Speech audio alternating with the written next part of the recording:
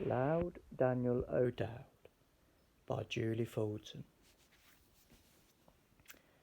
Daniel screwed up his face, looked up into space. He saw satellites, planets and stars. Then he shouted in shock, "I can see a huge rock and it's racing towards us from Mars!"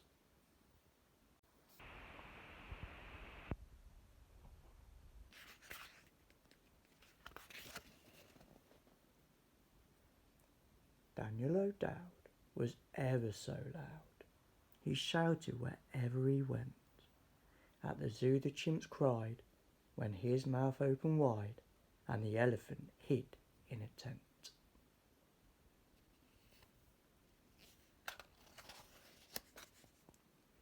When he shouted at school, his teacher, Miss Poole, wrapped a big woolly scarf round her head.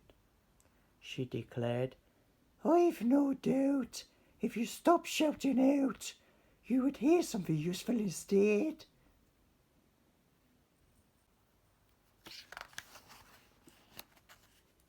The class went to visit Professor McWizard. He built things like airport for bees, mad machines to cut hair, an invisible chair, and a telescope made out of cheese.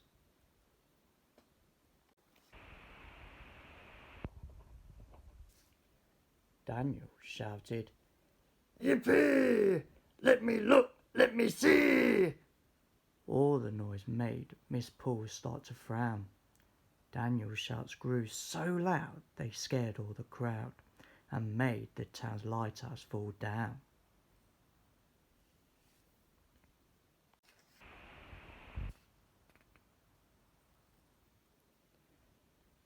Daniel screwed up his face and looked into space.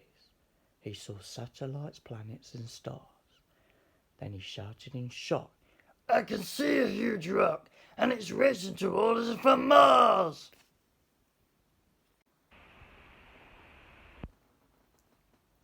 Professor McWizard said, "Hang on a minute.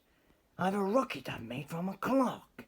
If I send Daniel out and he gives a big shout, I think he could shatter that rock."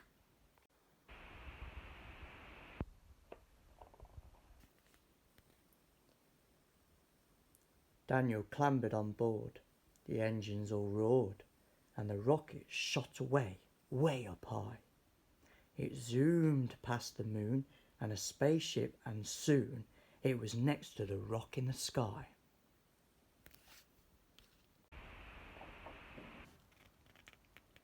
Daniel gave a loud shout. The noise echoed about, but the rock simply shuddered and twitched. So he shouted lots more than ever before, and bang! The rock burst into bits. The professor said, "Well, you can stop shouting now. I'll explain how to fly back to Earth." But the boy didn't hear what was said in his ear. He was cheering for all he's worth.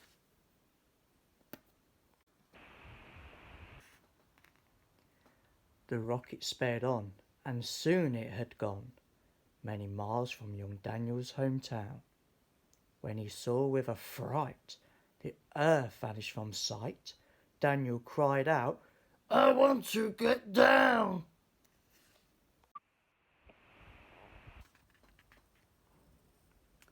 He bellowed and yowled, he hollered and howled, till his face went a bright rosy red. And he thought of Miss Poole and her listening rule. "I mustn't shout, I must listen instead."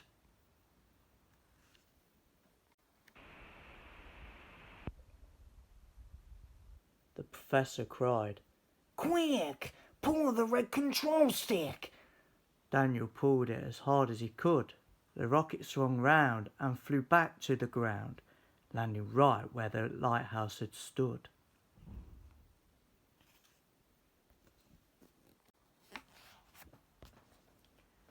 Daniel O'Dowd was no longer so loud.